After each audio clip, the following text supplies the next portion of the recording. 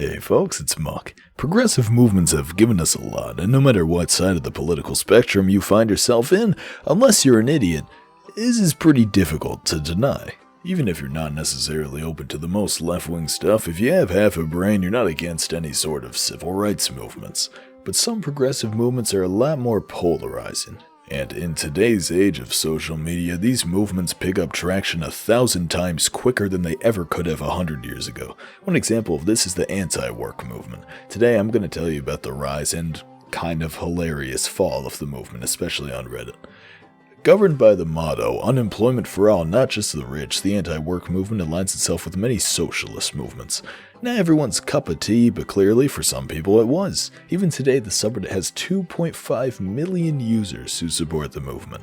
The subreddit had plenty of rules and regulations, some of which made sense, some of which didn't. There's the standard anti-discrimination stuff, no racism, sexism, homophobia, transphobia, ageism, ableism. Ageism? I'm with all the other shit, but I won't lie, ageism kinda catches me off guard.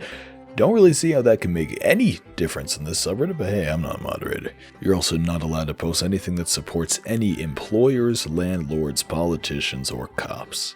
Now, I'm not going to present this subreddit as a caricature of what it is. I should probably clarify that this subreddit is not just against all sorts of jobs. Anti-work is a group of people that believe that the modern day workplace is one where you are expected to work despite your own individual needs or desires, and work puts the needs and desires of managers and corporations above and beyond workers, often to the point of abuse through being overworked and underpaid. They're also a group that wants to change this and help start unions, stuff like that. Maybe you clicked on this video expecting the entire subreddit to just be filled with the brim with idiots, but they're pretty normal people. Maybe you even agree with some of these ideas, but that's not the point of the video. See, the idea that most people get when they hear anti-work isn't, they must want work to change. Rather, most people think, anti-work, that's ridiculous, we need work or else we all starve to death and die. Which is true, if no one ever did any sort of work, we'd be gone pretty damn quickly, but that's not what the subreddit's for. That doesn't stop other people from viewing it that way. However, the subreddit was getting pretty damn big, but it wasn't enough for some users. 20,000 to 6,000 new followers every week wasn't quenching the thirst of some anti-workers. The moderators specifically were itching to get their message out onto a bigger stage. Enter Fox News, a right-wing news source that, whether you're right or left-wing, is pretty ruthless with their guests, and especially with some more recent stuff, they've been known to twist the truth. And also, fairly important, there is not a single one of their beliefs that coincide with anti-work. Seriously, not one. And they invited one of anti-work's mods to do an interview. Now, when your polar opposite invites you to an interview, you should know pretty damn quickly that it's a trap. You know, it's Fox News. They're obviously not bringing them there to spread the anti-work message to new people. They're bringing them there to ridicule them and discredit their ideas. But while it's definitely risky, it's not necessarily something that would destroy anti-work. You know, provided they go in with a real plan, things could turn out okay. You know, they're not gods, they're just people over there.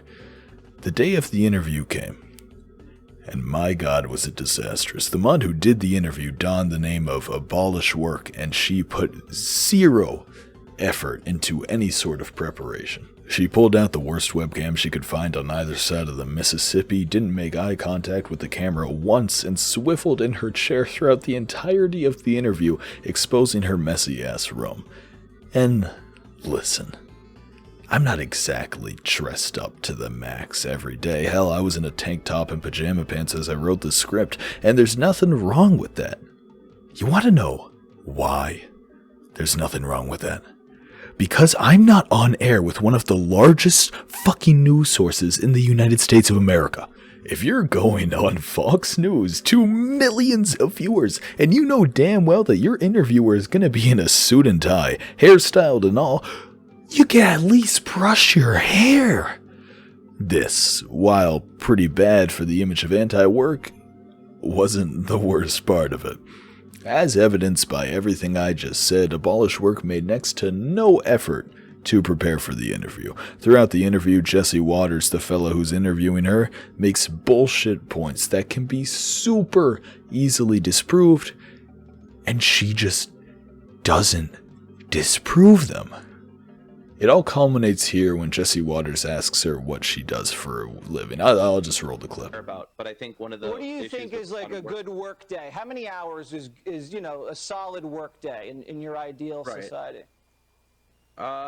Sure. I mean, I think as much as people want. I mean, I personally work. I have like a 25 hour work weeks, which I think is fairly good.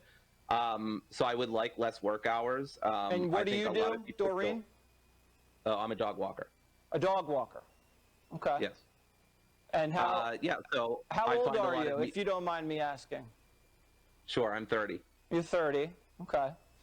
And is there something you want to do besides being a dog walker? Do you aspire to do anything more than dog walking, or is that kind of your pinnacle?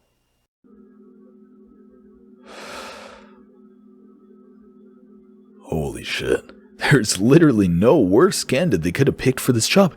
This was Jesse Waters' wet dream. Fox has to make whoever ended up coming on the show look like a lazy idiot who just doesn't want to work. Hell, the moderator did half the work for him. Look at this. Quit. So I don't understand really what this is about, except it sounds like maybe people are just being lazy. Are you encouraging people to be lazy? So I think laziness is a virtue in a society where people constantly want you to be productive 24/7. Obviously, the dog walker who walks dogs for a living about 20 hours a week as a 30-year-old is a very easy target for Fox to make fun of. So, AntiWork became ridiculed and the community was infuriated that the moderators decided to do the interview. Even when the interview was questioned by others, the moderator decided to just do it anyway. Let's not slander them too hard. She hasn't done anything wrong. She just...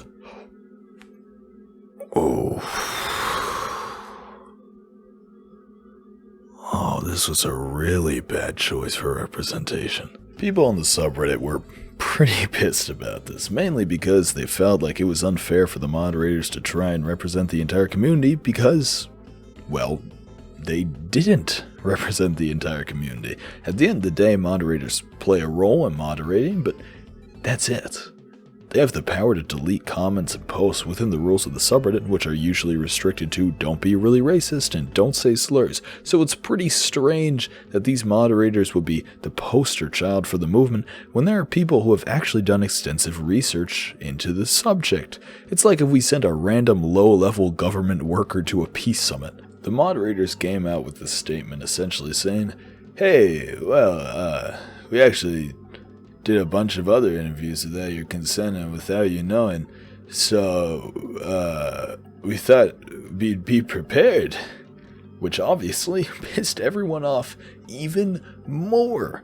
It's like when a cop pulls you over for drunk driving and hitting a kid, you don't say, well, officer, I've actually been drunk driving for 10 years, so I thought I'd be good enough at it by now. Not my fault, sorry. Because of the disapproval this all garnered among the subreddit, AntiWork started bleeding followers as their subscribers went to other subreddits. Adjacent subreddits such as r/workreform gained hundreds of thousands of followers overnight.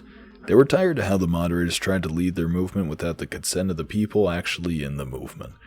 It shows us a good amount about how the image of an entire movement can be twisted so severely in the media. Even though AntiWork isn't actually just a bunch of lazy idiots sitting around all day and complaining about the many stresses of being a dog walker, shit can happen to make it seem this way. And yeah, some of them are like that, but goddamn, you can find a few prize idiots in any movement if you look close enough. I'm only calling this person an idiot, by the way, because the shit they admitted to after being accused of rape is really disturbing. You can do your own research pretty easily if you want to, but I'm not talking about it here. Also, link the interview in the description for anyone who wants to take a look. Thank you for watching all the way until the end. I really appreciate it. I've been incredibly busy recently, but I still try to put something out for you all that could be enjoyable. This topic has been covered before by some other people, but I didn't like the way that it was covered, so I decided I would do it myself. So if you liked it, please do leave a like, subscribe, comment, join the Discord, email me, whatever the hell you want. Thank you very much for being here, and have a good one.